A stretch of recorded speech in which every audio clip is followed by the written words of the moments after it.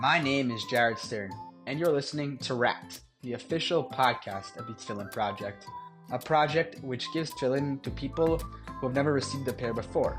Here is where you will get to listen to the most inspiring people involved in the mitzvah of tefillin.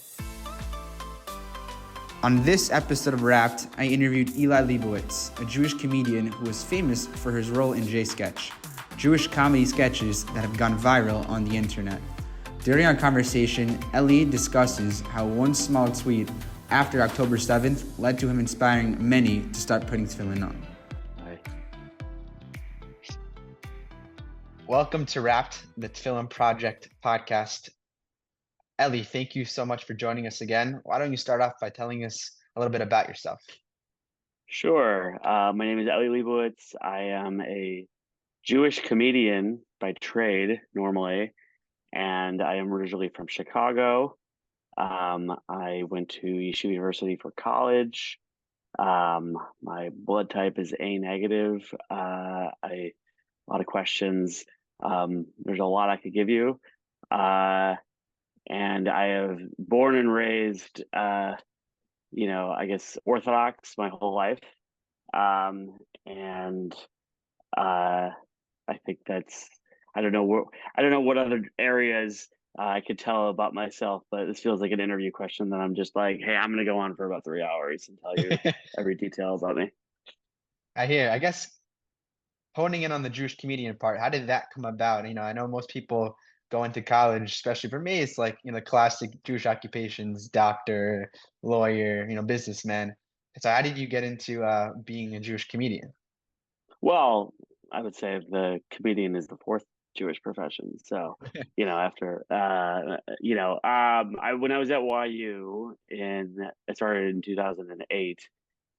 Friends of mine, Donnie Collette and Tani Gutterman, were doing this they had this thing called the Chesed Club, and they started this fundraiser for Camp Hask, which is a camp for special needs kids, and they were doing a fundraiser, and they were doing a new talent, a talent show type of thing, like a stand-up, amateur open mic thing. So that was November 2008. I did that. I didn't do very well. But then a year later, they had it again, and I won it that year. And then I came in second the year after, which I should have won also, but I won the popular vote. It's fine.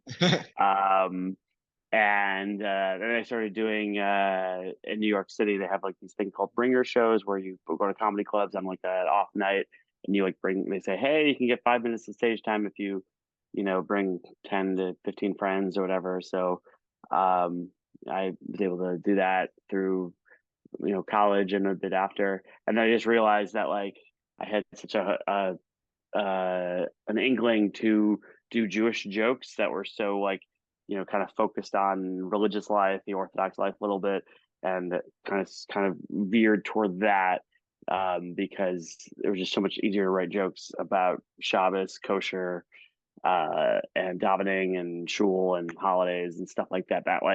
And there's so much.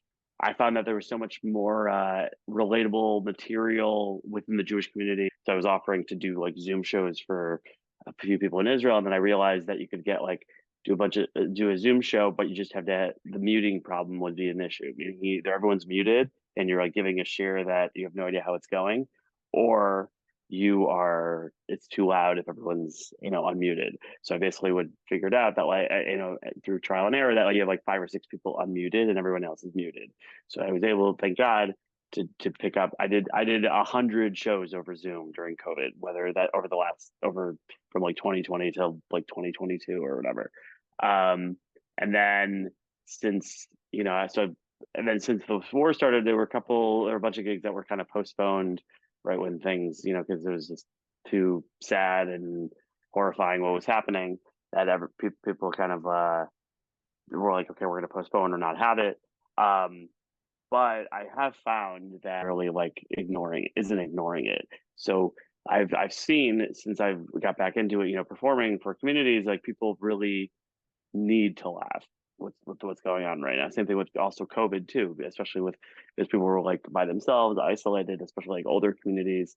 where these people weren't going out for months at a time, and it was just very extremely isolating. And I'm sure a lot of Jews are feeling very isolated if they're in their own communities and there isn't a big Jewish presence, or anywhere they go is just like, free Palestine and people are yelling at them, and it could be very, very scary and lonely. So I hope that my comedy, which is very much about Jewish pride and Israel pride and all these things, helps people a little bit, just in a cathartic way, to feel it's okay to be Jewish. It's okay. You should feel proud of it. Don't be embarrassed. Don't shy away from it. You embrace it. And again, I also have some material about like a little bit what's going on. I had I also do like sketches with these guys, Ami Kozak and Mikey Greenbow. We have what they call J Sketch. I So remember one of the seeing these sketches, sketches when yeah, a year ago on Instagram. I was like, I'd crack up, and it was relatable. Most sketches you see online are not. This is just the funniest stuff. well, I'm kind of unofficially calling it SNL, but funny. So, but like we just had one a couple of weeks ago about, the stresses of getting ready for Shabbos.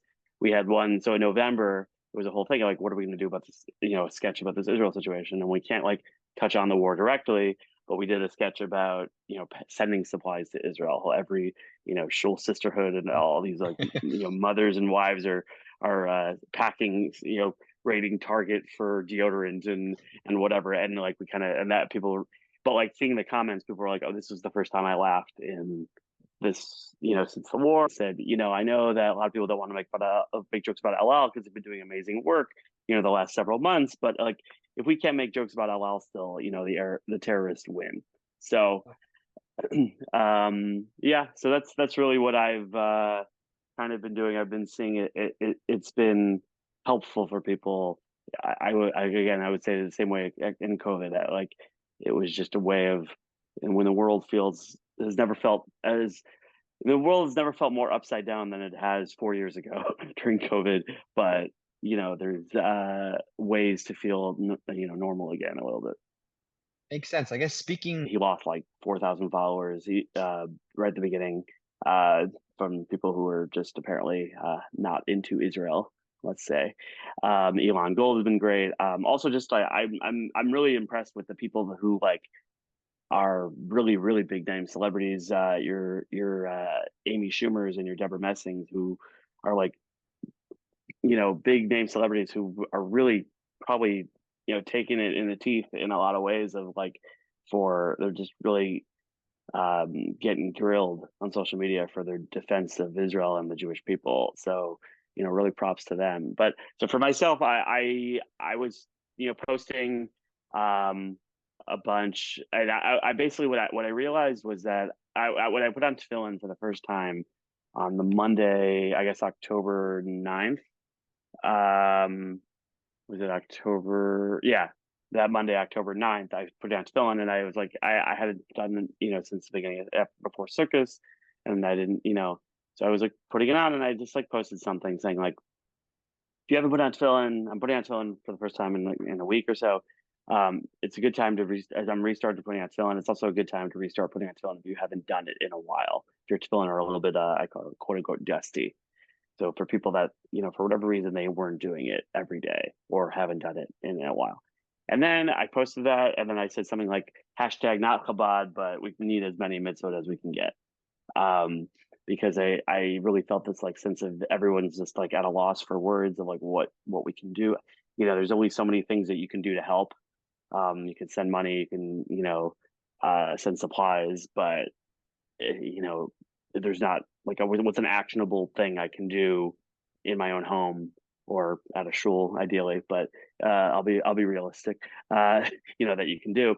So then I posted that, and I got a good feedback on that. And then I was like messaging different people, and I don't know what really compelled me to do this, but I was messaging people friends of mine who I have. One of my superpowers is being able to tell if someone hasn't put on tefillin in a while. But like messaging people who are like, they're not everyday people who put on tefillin. And I think also I think something that Chabad, I think, really does, I would say, a little bit better than I would call Litvish Judaism, I guess, for lack of a better term, is that they really separate the mitzvah of tefillin versus davening. Because I think a lot of people, whether or not you can do the whole chakras thing, which takes, 12 minutes if you're not saying the words, and up to like 40 or more, being able to tell people like, hey, every day put on tefillin during the day, just for 5 minutes, say Shema or say bracha, and that's it. And like that's a separate mitzvah than davening. And I think just a healthier approach because of how the kind of be honest with yourself of like, one of the people, and I'll get to this in a second, but like, one of the people I was talking to who was a comedian who's not super observant, he was like, what did he say? He's like, I'm a Passover Jew, a Rosh Hashanah Jew, I hate Hamas Jew, which I'm glad he added that in. But he was like, I had a bacon sandwich before we talked. And I said, that it does not matter to your ability to do this separate mitzvah. Like we kind of just are like, oh, I'm a bad Jew, all encompassing. People have this approach. And I think instead of saying, hey, look at it this way. Is there anything that you can do for 5 minutes or 10 minutes in your routine to say, hey, let me connect to either my heritage or my God, or just even yourself, of just like consider like meditation of some kind. And that does nothing to do with like, hey, I'm this bad of a person otherwise. So I've not seeing a bunch of people, and the response to try to put it on, and I really got really positive feedback that people would say to me, either send pictures to me of themselves wearing it, saying, hey, don't post this like publicly, or like block out my name or block my face, where they would just, or like showing me just their arm with the tefillin on it. And like it's amazing because there's people that like, somebody said I haven't done it in years. Somebody said I haven't done it since my bar mitzvah. Like somebody said 15 years they hadn't done it, and like, which is pretty amazing, to be honest. Like I was really inspired by people. And then so I would just like literally post all these different. And I started posting. Then it like kind of caught on because I would post pictures of like different people like without their names, or messages saying, yeah, hey, I'm in Venice, I'm trying to track down the Chabad rabbi so I can get. A guy was in Vienna. This is amazing. A guy I worked with at B&H at some point was in Vienna, and he was like, I'm going to go for a walk. And I said, do you know there a Chabad, a shul? So he started, it was like nighttime though. And then he's like, oh, the next day I'm leaving. He goes to the airport, he sees a guy and he borrows his tefillin. And that guy, somebody got in touch with it. Somebody knew who that guy was, which is even more impressive. And then when he got back here, I had a pair of tefillin, kind of sent to him. So the couple things that really I was encouraging people to put on tefillin who I know have, but just aren't really using it potentially. And then I also was eventually through different Chabad rabbis, like Abraham Super, who's in I think St. Lucia, and a couple other people, and then the Chicago Mitzvah campaign, Rabbi Levi Libero. He's been really helpful. He had this campaign where he would, kind of say, help me get it at a little bit of a cheaper rate for people who were going to commit to doing it every day. So we were able, so we basically got sending it to people who were like, I don't have, but I'll wear it. And and then it just like kind of built so I was able to, and I was also posting, hey, I'm fundraising, and people would like message me, just say, hey, can I donate it? Can I send you money to do a pair? So my Venmo is going to be very complicated when I do my taxes, but like the point is that I should be better at this, keeping track of this, but I'm a comedian, so I think we got about 30 to 40 people to fill in, who didn't have, like one guy in Amsterdam who was also like, like his father passed away, and I was like, oh, if you could like try to find a shul, a synagogue to go to maybe say Kaddish, that's also like a nice idea during the first year, and whatever. I was just like introducing these like small things. Some of my favorite parts of one of my favorite messages I got was that somebody said to me, it said, hey, I'm putting tefillin on for the first time in God knows how long, and it's all your fault. I'm asking you this question. And he's like, how do you do the finger wrapping thing? And I realized for myself, like, it's a lot harder to teach someone how to put on tefillin from afar. Like, so I just kind of like direct them to like YouTube videos. It's like showing someone how to ride a bike, which you can't like really do. You just be like, all right, let me do it myself. And then because also it's like muscle memory at this point. I'm just like, okay, here's how you do it. Mhm. And there's also like Ashkenazi, Sephardi, and then there's a Sephardi or whatever, and then the Chabad way. Um, but but also like this is like a cool story, and like I think one of the biggest things this has taught me, is it's amazing that like, really the Hasidic idea or the Chabad idea, like there's just like a spark in somebody who's Jewish, that there's something there that wants to connect. And like I think unfortunately it took October 7th and everything going on to really ignite that in a lot of people, that to really connect to something bigger than them. And it's something that we can't really explain. Um, but it's been amazing to see people connected, um, and to be able to like again, the impact is that me posting this not a stupid message, but this like simple message on Facebook and social media, which again is really powerful, like to teach you a lesson and like be careful with your words, but like also you have an impact.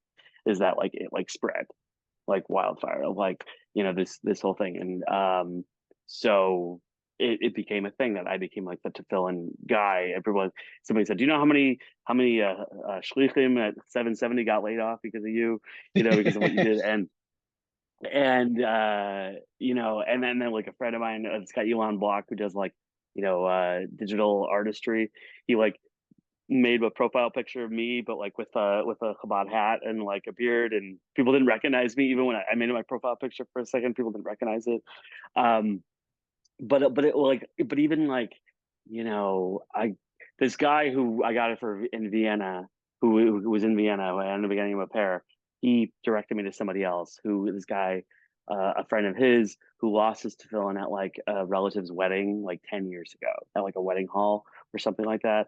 And he was like, I felt this like void in my soul for like 10 years. And I just got him a pair. Again, I didn't know if he was going to be an everyday guy, but he's like, um, he was like, I felt this thing, I got it. And then, but like, then I found out. So then I got a call, I don't know, 2 weeks ago or so. Somebody called me just out of the blue, and says, "Hey, you got to fill in for my son-in-law, this guy who isn't super religious, whatever, observant, whatever. Can you can you work on getting a pair? My son, who is also not as observant, wants to start putting on again. He doesn't have it anymore. Can you get him a pair?" And I'm like, so I worked on it, getting him a pair, and like, it's crazy that like again the chain reaction domino effect that you can have is really incredible with this sort of thing. And again, you take that for good or bad. So if you something bad, you can really cause damage, but also something good, you can really do a lot of good, um, in this world. The one also when I went to the rally, they had a big rally in DC, I think in November. Um, and I held up like posters, and I needed some things. So some posters were jokes and some were, so one was like put on tefillin for people who can't. And while I was leaving the rally, I saw a guy that held a poster that said, "I already put on tefillin for Israel today. Thanks for asking." And like, so I took a picture with that guy, and it was great. But another poster I had like was like A for Eshe team, and like Mhm. other like silly signs, because I'm just like, all right, this is you know. But after it's interesting because after that rally, people are like, some of these Chabad guys were posting about tefillin they got on people, or they got people to put on tefillin. I think they have like a ticker, like almost like attendance at a concert or like whatever. So they have like a ticker, how many it's like, or like McDonald's, how many burgers have been sold, you know. Um and so one guy posted, a guy who was like this black guy posted saying he like doesn't he was like, nobody asked me about putting on tefillin. I wonder why. And then instead of like making this whole thing, I like messaged him on Twitter, and I said, "Hey, can you give me your number? Can we talk?" And I ended up having a conversation with him.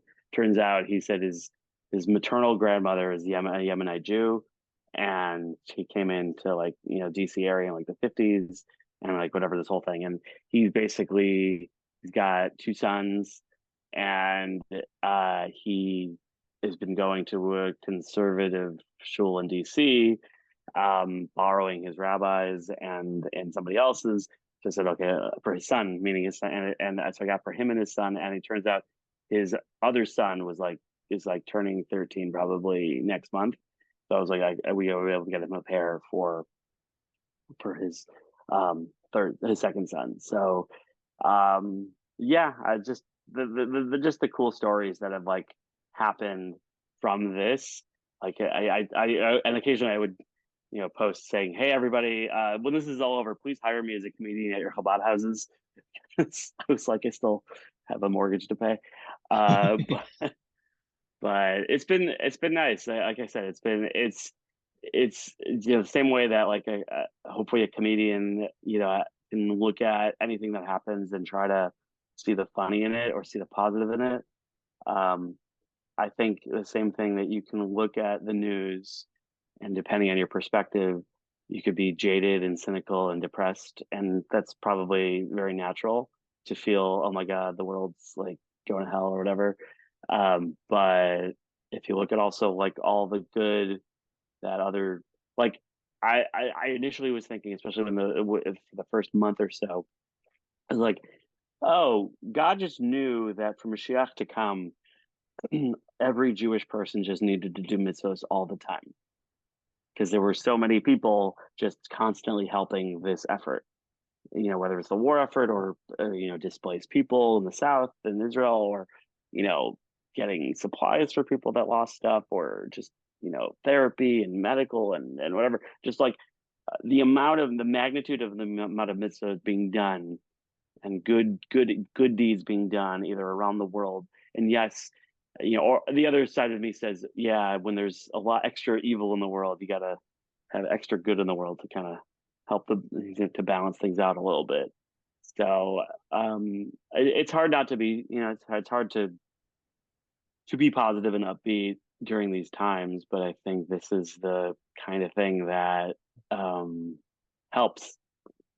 100% agree. I think it's crazy. It teaches all of us that like one, how powerful social media can be if it's used for the right reasons, and two is how like one simple thing or one thought could change so many people's lives. I mean, let's say someone doesn't have such a big social media presence, just like smiling on the street or saying like, "Hi, how are you?" or I don't know, showing people what your values are could change their lives. And I think you're the perfect example of that.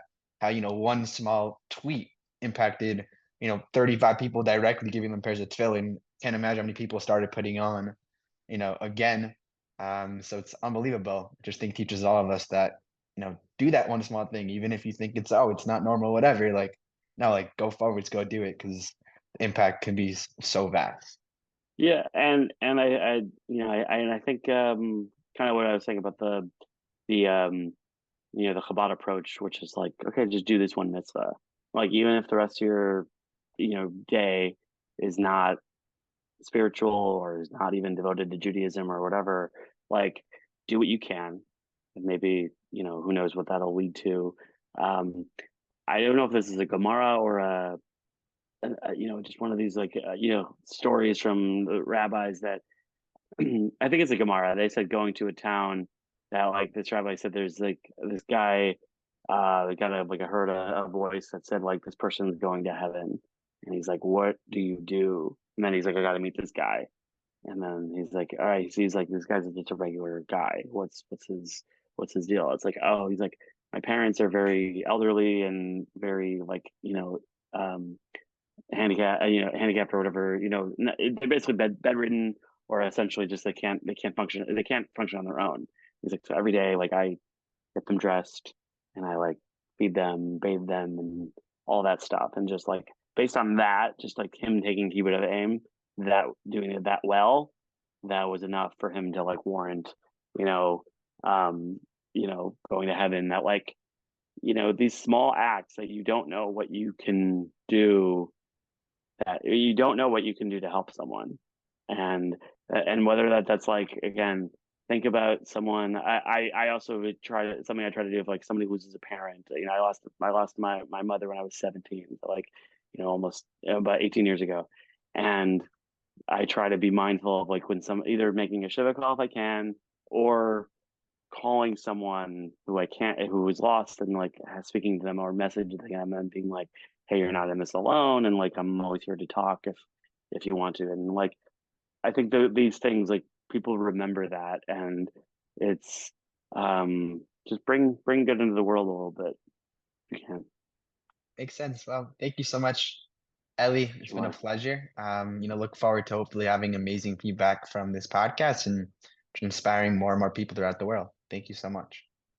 Thank you very much. You have just listened to Wrapped, brought to you by the Tefillin Project. Stay tuned for more episodes featuring the most inspiring people involved in the mitzvah of tefillin. Keep rapping.